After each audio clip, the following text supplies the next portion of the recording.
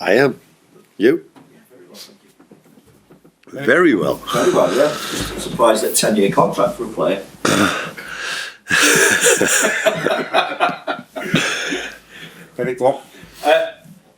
Oh no, just going to check on Jota. Is he okay to start? Because you know he was undergoing an individual session yesterday, and I'm just looking at the importance of him because 3 of his last 4 Premier League goals have taken a total of 5 points. You've got the winner against Palace, the equaliser against Fulham, the equaliser against Forest the other night as well. Yeah, there's no doubt about the fact that Jota is an important player for us. But he wasn't, like you said, on the training ground yesterday, so that means we have to see today where he is. So it's not sure that he will be available for tomorrow. We have to wait and see today. What's the issue there? Yeah, he felt a little bit when he came in, a little niggle, is that the way you say it? Yeah. During the half hour he came in and he could finish the game, but afterwards he complained a bit about it, and that's why he didn't train yesterday. And we have to wait and see if he's available today, and then of course tomorrow. Obviously, we're looking at the title race and see the gap is 4 points at the moment. And we look at the game against Brentford as an opportunity to put pressure on Arsenal now because they play after you. So how do you see it? Does it come into the thinking now that you can ask the question of Arsenal and then they have to respond? No, I don't look at it that way. I didn't even know that they were playing later than us. I only look at the opponent we have to face, and I know that's a tough one. Brentford was my first Premier League game, I think, and then I already thought like, oof.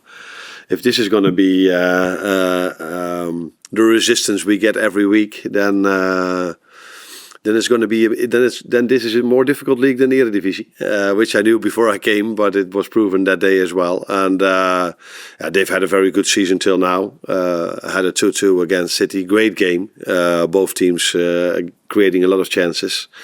And their manager has done a fantastic job for so many years now. You can see that it's a team that has worked together with their manager for a long time. So that's my only focus, and not on when does Arsenal play or when does Chelsea play or when do all the others play. We only focus on ourselves and the team we have to face. And when the advantage at the top of the table has narrowed the way it has, how does that impact the squad mentally, if at all? I don't think we are as much as the media thinking about the league table every second of the day. We are trying to get the best out of the players, and with we, I mean my staff, and the players trying to get the best out of themselves every single day. And these players know how long the season still is and how many games they have to be in the best possible form to win something in the end of the season, which is not something that happens every single season. So we are not so focused on the league table as other people are. We are focused on getting a good training session today and getting a good game tomorrow. And as a result of that, we are hoping for a result. But the only way to get a result is to work on a daily basis in the best possible way. Just building on that point about Brentford, it was Virgil that mentioned after the game against Forest that people might jokingly, he said, think we're in a bit of a crisis, but that's just another example of how tough the Premier League is this season, and Brentford are a real example of that. Yeah. The last thing I agree, and the first one as well. This season, maybe more than every other season, shows the strength of every single team that's in the league. Even yesterday evening, I think it was quite a surprise to see Southampton going toe to toe with United. So it shows you that in the second half of the season, and I told this thing last week as well, it's even harder to win your games than in the first half of the season because teams are longer together, managers working longer with the team. You've played already once against each other, so maybe there's a different game plan. So some teams bring players in to strengthen the squad. And teams are fighting for getting into Europe, winning the league, trying to stay in the league. So second half of the season is always even more difficult than the first half of the season. And Brentford is an example of a team that was already really strong in the first half of the season, especially at home. But it had maybe something to do with the fixture list as well, because they had a lot of difficult away games. But they are a very good team for a few years now, and they've showed it this first half of the season, and especially Tuesday evening again against City. you've got a really busy period coming up now where you're, for the next foreseeable future, going to be playing weekend. Do you vary things in training? Do you do anything differently in order to make sure that you're fully prepared for that? No, because if I remember correctly, this has been the situation from the moment we started against Brentford. Maybe that was the only week afterwards where we didn't play a game during the week, but from that moment on, it was almost every time since the Champions League started. It's almost every week a double program, and then you would tell me, yeah, but there were international breaks where they went to the national team, which is true, because there were 10 days off for me or 7 days off for me, but not for the players. So even in March, again, where you feel like, okay, there's a break in March, but I know a bit better than every other country where the Dutch team plays against, and that's Spain. So it's going to be for Virgil, for Cody, and for Ryan, 2 very tough games against a very strong team again, when you guys think they have a break. So this is, for the whole season, it's like this. This is what makes the Premier League the hardest league in the world to play in, I think, and to compete in. But we've tried to prepare them in pre-season and during the year for this schedule. So if you look in it a bit closer, you see that every 3 or 4 weeks there's been a break for a player like Virgil when we had the League Cup game or another game where he was off during the week. And that is the way we try to manage it. And what the good thing is, what we still see is that the physical output is, even after the winter break, is even higher than before. So they are completely fit and ready for this program. But if you look at the results, you could argue differently. But I've said many times before, that is 9 out of 10 times because of the resistance you face from the other team, and not about if it's a 12-15 kickoff or injuries or other excuses that are mostly there. It's always about the quality of the team you face, in my opinion. Arne, Darwin Nunez available again after suspension. He's still struggling for goals. We know he has so many different facets to his game, but you can see his confidence is being affected by the lack of goals. But what do you do in that sort of situation to try? The vital component is the composure, but it's not an easy quality to bring to somebody when they are struggling confidence-wise. Yeah, but that's your perception, and maybe the perception of other people as well. But it's not my perception that he's struggling in self-confidence. He was involved against Accrington Stanley in the first goal again as well.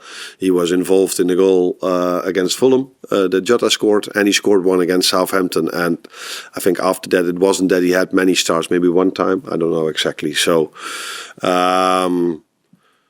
for me, it's the life of a striker. Sometimes you score, sometimes you don't. And he hasn't started every single game. So for the most important thing for me is that we as a team are able to score every single game, except for the Tottenham one. I'm not sure, maybe that was the only game we've played this season that we didn't score. Is that true, what I'm saying?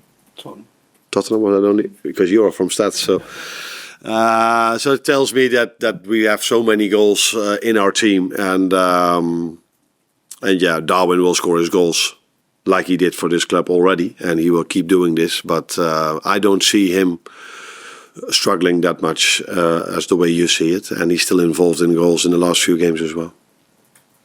Cody Gakpo's form on the left-hand side for the majority of the season, he's been sensational. That's meant that Luis Diaz generally has to play in a more central position, and he's been effective himself out on the left-hand side. But he's not been as effective in the recent games. Is it sometimes a struggle to try and shoehorn all these different sort of talents into your starting? I do agree with your perception that Cody is in a very good place. So sometimes we agree. Lucio has done really well as a 9. And even in West Ham just before the winter break, that was a performance of us as a team, but from him as a 9 also very good.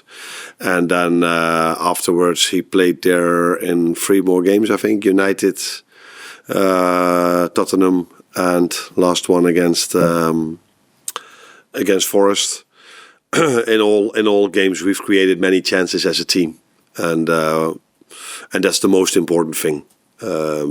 And I'm happy with how he does, as if we play him as a left winger, and I'm happy how he plays when we play him as a 9. And it's the same like Darwin.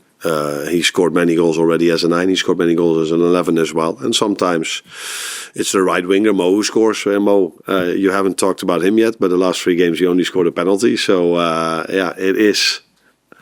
We can continue talking about every single player of us, about the goals they score. But in general, we score a lot of goals. And we create a lot of chances. That's the most important thing. Andy? You've kept 1 clean sheet in the last 7 league games. How much of a concern is that? We haven't. You've kept 1 clean sheet. Yeah, not as much as we did before. I wouldn't say it's a concern, but it's also not what we want, because it was one of our strengths also in the beginning of the season that we kept a lot of clean sheets. But it's every time the same what I'm saying now. So we've talked about the strikers or the attackers sometimes having a bit of difficulties to score. I think if I look at the amount of chances we give away in the last 7 games, and I look at this, how many chances we gave away in all the games before, I don't see many difference. The only difference is that the team we are facing at the moment. So Forest, for example, they had one serious shot on target, and that was a goal. Where that is not normal in football, and this has happened to us. United had maybe 3 good chances against us, scored 2.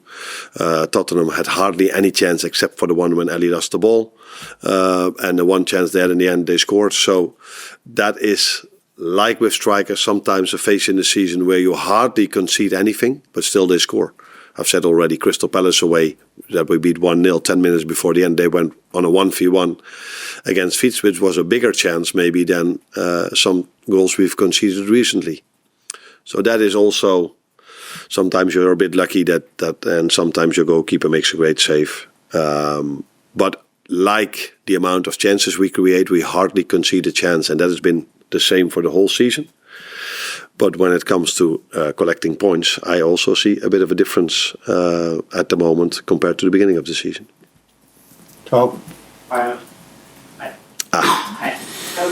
Just really, when you see a Premier League rival investing in a player with a 10-year contract and the finances that involved, is that a reminder of just how good you have to be consistently season over season to be able to compete with sort of that sort of investment?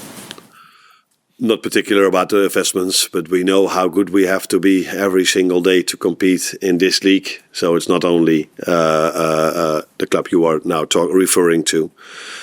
Chelsea also spent 1.2 billion. Is that the way you say it over? Yeah. United spends an incredible amount. Every team spends a lot of money over here. That's why it's such an interesting league to be part of.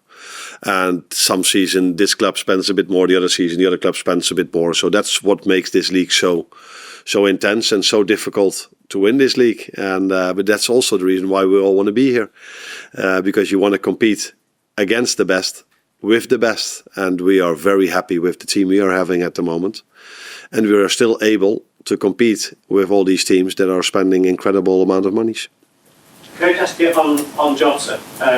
Just with his injury history, do you have to sort of treat him slightly differently, like a special program, just because of the years he's had and where you have to Not because it's Jota, but I think every player has an individual program. I've said this last week, I think as well, that 80 or 90% of they do the same. But of course, every individual has things he wants to improve or to prevent him from getting a certain injury that he maybe had in the past. So of course, there's an eye on him doing some individual work to prevent him from getting injured. But that's not only with him, that's with all the others the same. So there is a special program for him, as there is for every single player. There's a special program for every single player, but 80 or 90% is for every player the same. Well, Hi, Arne. As it turns out, Forest at home was the only other time we didn't score, just in case you were wondering. Attacking depth is such a massive commodity for all teams at the moment this season, and Liverpool's has been much celebrated this season. But we actually only ranked 12th for goals from the bench. Jota's was only the 3rd time this season Liverpool scored a goal from the bench in the Premier League this season. And you've spoken so often about how games are tight and how against a team like Brentford, who are very good at scoring late on. Is there something you'd like to see improving on? And do you think there's something your attacking side need to do more to kind of affect the game? No, because there was not many times a reason for them to affect the game with a goal. Of course, if we play, we want to score goals. Let that be clear. But one of the things I would like us to do better in the second half of the season, the first half of the season, although it wasn't many times necessary to make a late goal winner. Is that the way to say it? So there were a few games, United, Fulham, this one, where we created chance after chance, because everybody only reminds the Maguire chance, but in the 7 minutes before we created 3 big chances. So we had a lot of chances in these 3 games to score the winner in the last phase of the game, but for almost all the other games, after 75 minutes, we were already leading. So there was not a real necessity then to score in the end, but in the 3, 4 or 5 games where we weren't winning yet, we did create a lot of chances, but we're not able to score. Like I said, it's such a small sample size. If there's only 3 or 4 games where we needed a goal, it's a bit simple to make the conclusion that we don't score it then. So then hopefully we don't come in these situations a lot. But we definitely, if we are coming in those situations, have 1 or 2 or 3 times a moment where we do score in the last minute of the game when we deserve it. David Lynch. I just wonder if Diogo's initials might be thinking around getting down potentially or not on this one, whether we're thinking right now. Yeah, I think you take a lot of things into account if you want to loan out a player, and this could be one of them, but there are also other factors you take into account. Is it good for a player to get some playing time, yes or no? Do we think we still need him? We do have already 3 options for the number 9 position. And it's not like that we expect Jota now to be out for a long period of time. So it will be a struggle to have him on the pitch maybe on Saturday, maybe tomorrow. But we're hoping to see him on the pitch in the near future again. So we have 3 options. But Jadon did really well when he came in. So we have actually 4 options. And then it's up to us as a club to make the best possible decision for the near future, but also for the long-term future of this club. Yeah. Just a question on opposition. Your first Premier League game at Anfield was against Brentford. What part of their game do you see as a threat? A lot of they are. So some teams you play, they have 1 or 2 big strengths, and they play from this strength completely. So it's either they play the long ball, second ball, and they play counter-attack. But there are also teams that can do a lot of things really well. And I think this is an example of Brentford. They play a high press man-for-man. They go to a very low block if necessary with the whole team. Can score goals in all different ways. We all know their set-piece strength, of course. They can score goals in the first seconds of the game. So there's a lot for me to prepare the team for when we play Brentford. There are also some teams that are very good in 1 or 2 things, and that you can tell the team, now I have to take a bit more time for this game to show them or tell them what the strength of Brentford is. So there's not one strength. I think they have many strengths, many different options, many different players. They can play with 5 at the back. They can play with 4 at the back. So it shows me that it's a team that has worked for so many years with the same manager already, because it's quite difficult to get one formation in your team, let alone if you want to have 2. And that mostly is the situation if you work longer together, then you're able to bring more formations into your team. So it's a lot to prepare them for. Last one for the Rico. I assume he is, yeah. Yeah, yesterday he wasn't out because he had I think it was a bit of a sore throat. But I assume he will be training with us today. But I still have to hear this, but we're expecting him to train with us today. Thank you. You're welcome.